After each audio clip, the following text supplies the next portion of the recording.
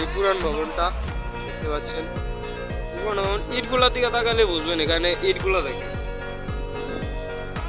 মনে হয় খিলো খিলো পড়ে যাবে এখনই মাথা আছে পড়লে তো আমার বন্ধু বান্ধব।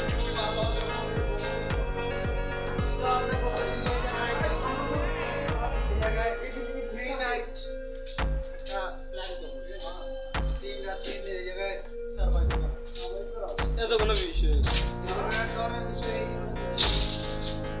দেখেন এগুলো গেট নাকি কি পুরানো, মানে কি পুরানো একটা